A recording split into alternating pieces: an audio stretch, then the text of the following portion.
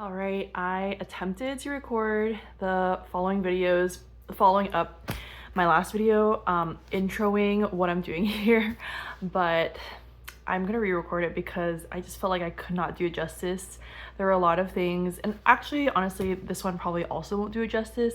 There's just so much to cover and talk about that I'm still at a loss for words really to how to adequately describe and adequately communicate and even remember, to be honest. Yeah, I'm still coming out of that newborn haze and fog. That was the first month and a half, and postpartum brain fog, so real. I had it really bad, and yeah, so this video I actually wanted to talk a little bit more detail about like baby blues and postpartum depression anxiety, because you hear about it like overall, but you don't really hear the details of like people's real experiences. And so I'm just now like emerging out of it. I feel like the last week has been actually pretty good. I think due to a lot of different factors, like her reflux getting better managed, my baby's reflux, sorry, and also my own hormonal balancing. I think that's been a bit better, and I'm taking supplements that are according to lab work because I'm working with a functional postpartum medicine program that they've been helping give me like suggested specific supplements targeted to my own nutrient deficiencies. That helps a lot. And I also think just me and Alex are just adjusting as well, like our rhythms, our expectations for what life looks like, what what sleep looks like, how I think our bodies are also adjusting to less sleep, just a combination of so many different things. But yeah, I think overall, hopefully, fingers crossed, we are past the lowest of the low points. But yeah, I just wanted to record this video and kind of share a bit more about like what that was like for me, because again, I had no idea going into this. I did all the preparation. I talked a little bit about this in my previous video. Like, I prepared so much, read all these books, listened to podcasts, watched these videos, follow social media accounts, and you kind of get glimpses here and there. But I just feel like it's helpful, at least for someone like me, previous to giving birth, to hear like the real unfiltered version of like what actually could happen. Not everybody goes through this, and yeah, so I'm not making assumptions or saying like you will go through this if you're a soon-to-be parent or a new parent. But for those of you who are going through it, I just hope this makes you feel less alone. And also for those who, you just want to be mentally prepared. Like, I personally would have appreciated more videos like this. And that's kind of what propels me and compels me to even make these videos, because like I think I mentioned in the previous video, I could very well be just like sleeping right now and getting all these chores done that still need to get done. But I think that's what really holds us back a lot of times from helping others and like speaking to others, because we're just stuck in our own like survival mode. And I just feel personally really compelled to like lay that all aside right now and like prioritize this, because I don't want to forget. I don't want my memory to block out everything, because it's already starting to block out the details. It's already really hard to remember, because again, like the first month was just a haze. I was running on so little sleep. Like, I thought I was sleep deprived in college. Nothing compares to newborn, postpartum, reflux, the combination, plus what I'm going to talk about in this video, mental and emotional health and hormones. So I had attended these virtual workshops on postpartum planning and care. Alex and I even put together a postpartum plan, which I felt like, wow, like go us, right? Like, we're trying our best to like put together a plan.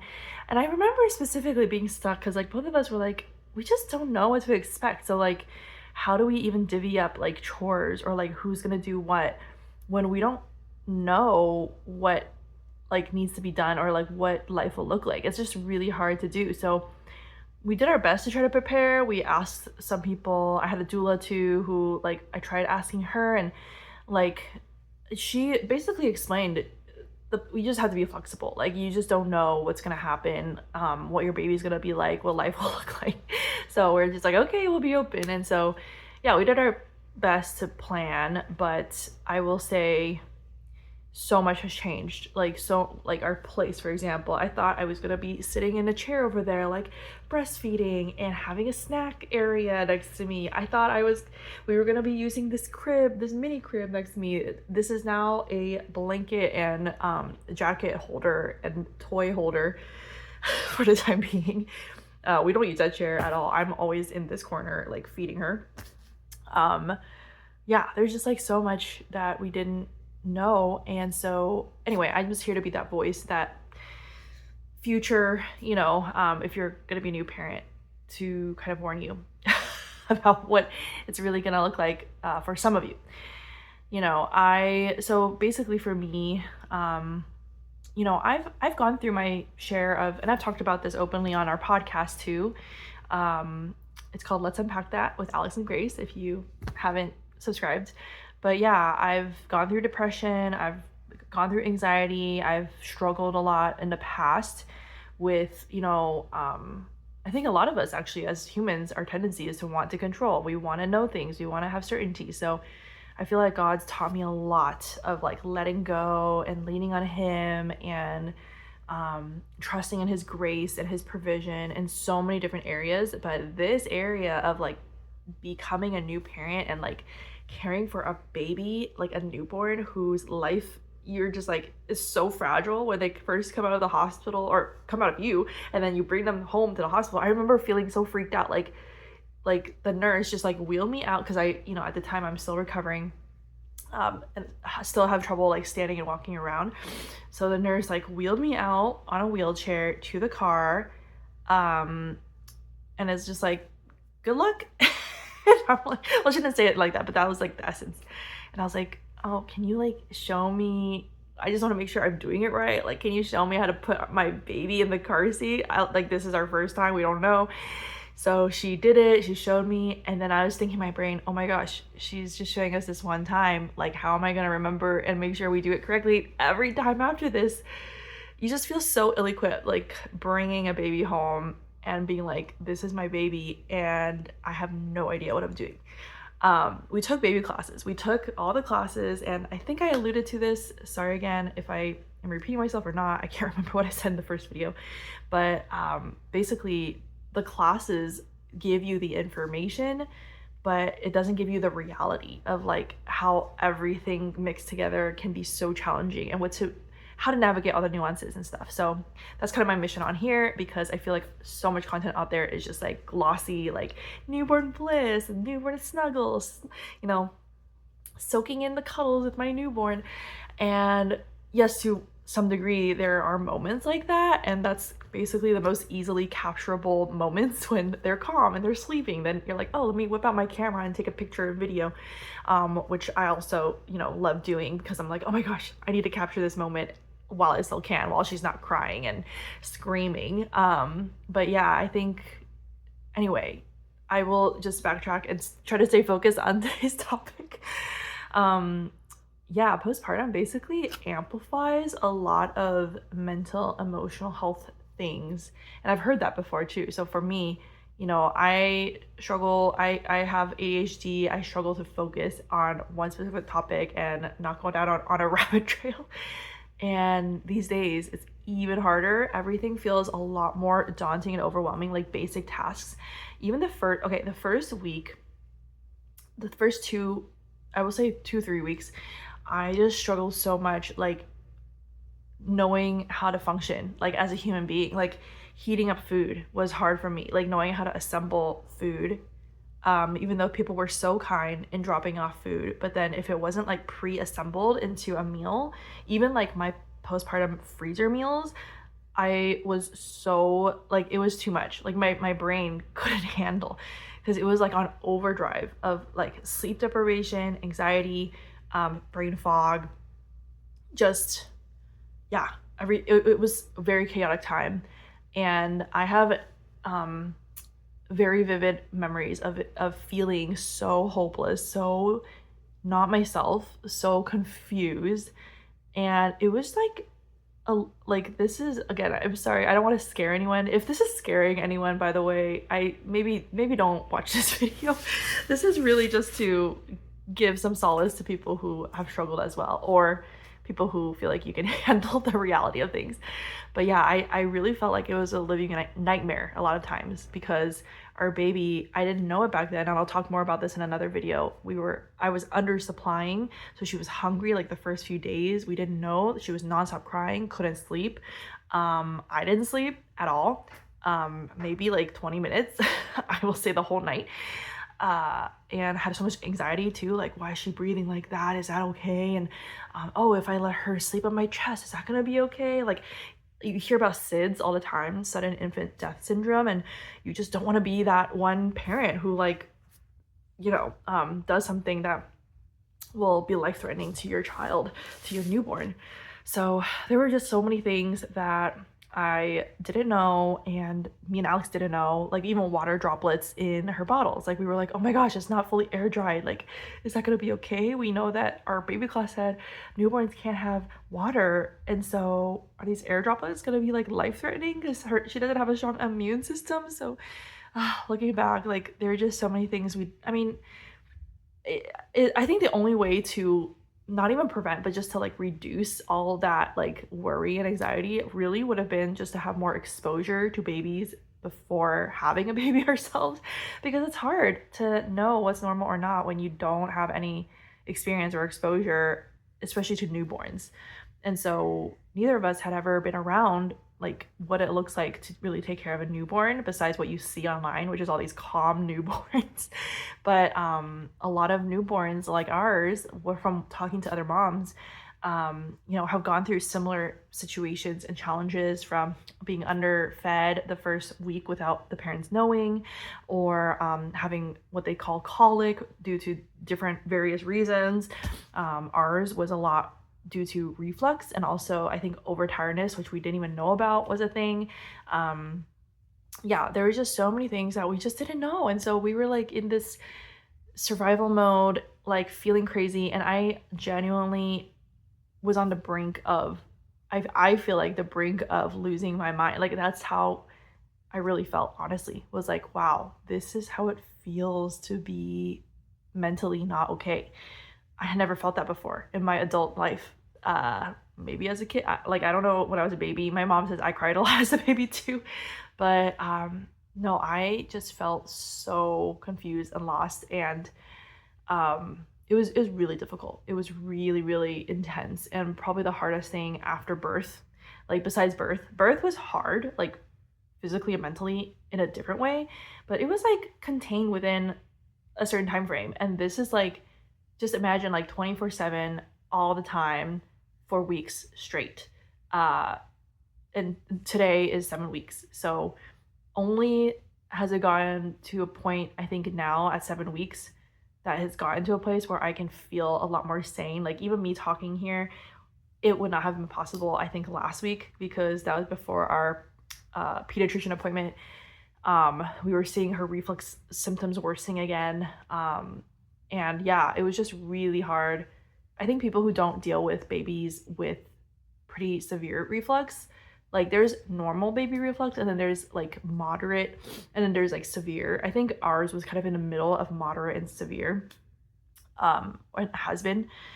But yeah, it was like, we just didn't know what's normal or not. We didn't know what to do. We were doing all the best practices, and at the end of the day, like, the combination of everything was so overwhelming, and it was just like mentally so hard to feel sane, like, especially as a mom, with the hormones after birth.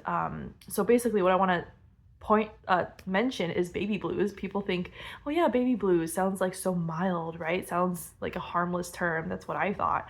But baby blues was so intense for me. Like, basically your hormones build up and up and up over the course of 9 months being pregnant, and then they drop all of a sudden. And that causes a lot of emotional just havoc internally, where you're crying all the time, you can't think straight, everything is just making you emotional or upset or frustrated. Like, everything's just like exacerbated, and you just you feel out of balance. And that's how I felt. Like, it was like, oh my gosh, like, I'm not functioning. I was crying so much. I had never cried so much consecutively ever again, besides probably being a baby. And my poor husband, he's so patient and kind and gracious. I just will never forget how understanding and encouraging he was, like that, especially that first 1 to 2 weeks. He was like just encouraging me, like, you're doing great.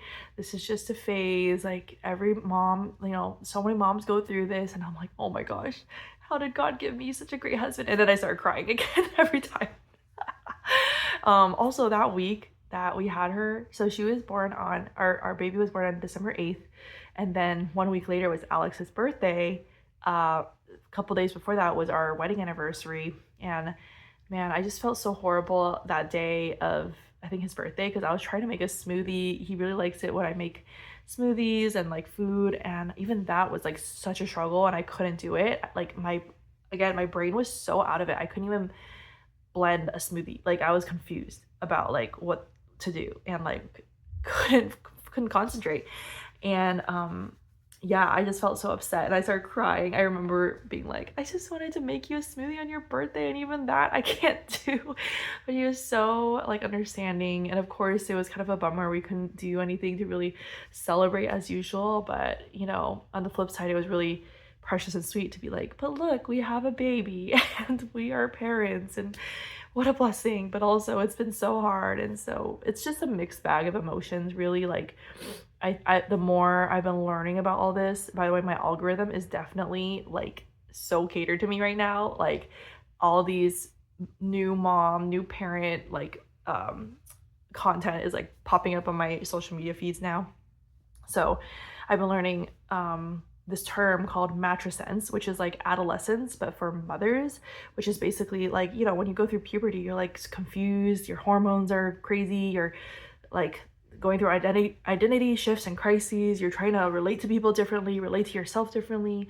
And so, yeah, it's kind of that, but like on a much bigger level, and also like in terms of motherhood, like you're just completely, your world is like completely different now, and so are you. And so I just felt so like disoriented, like, oh my gosh, what's happening? What did we just do to our lives? Having a baby and who is nonstop screaming all the time. I'm not sleeping and I feel crazy and we can't go anywhere. And yeah, it was just really, really difficult those first few weeks. Yeah, again, I'm starting to lose memory of the specific details, but like I just know I just want to record and document for my future self too. Like, oh my gosh, it was the hardest thing. It was, wow. And also another hard part of all of it, I didn't even get to the depression anxiety part. So postpartum depression anxiety is actually so much more common than people know or realize. And the more moms I've talked to, the more I also realize, oh my gosh, you went through this and I didn't know, or like, I'm so sorry. Like I didn't, like, you just don't realize how many people struggle. And so, yeah, just being really open, I'm like 99% sure. Like I was not diagnosed, but I'm almost certain I had it, postpartum depression and anxiety and baby blues. And the combination of that is like the perfect cocktail of disaster. Just, constantly Googling, researching things, worried if I'm like doing something that's going to be harmful for our baby. A lot of that also comes with just lack of experience, lack of knowledge, and everything just on top of each other. And then depression, like again, that also stems from so many of these situations as well. Like, what have I done to my life? Like, how am I going to survive? I don't think I'm going to make it. Like I had all of these, like looking back, I can see how they were intrusive thoughts, but in the moment it really felt so like hopeless and dark and hard and almost impossible. And I was, if you, yeah, sure enough, if you took that microscope, that mini, week or day of like how bad things got, and you were thinking in terms of like, oh my gosh, if things don't get better, how am I going to survive? Like that's very valid actually. But the good news is it has gotten better, and thank God it has, because you always hear from parents, like, or I was reading like online forums and stories from other parents who've gone through similar reflux and GERD and postpartum depression, anxiety, and all this stuff, and everyone's journey is just so different. Like that's one of my big takeaways from all this has been like everyone's situation is different, everyone's baby is different, and so you just can't really predict what's going to happen for you. Like a lot of people say, oh, it gets better at 3 months. But when you're like at week 3, you're like, 3 months? I can't even last the end of this month. But yeah, I think overall it's just been such a journey. And all this to say, because I know this is getting long, I just want to normalize my baby's currently fussing in her nap, so I'm gonna wrap this up. Just to normalize, like, mental and emotional struggles during postpartum is so valid and so real.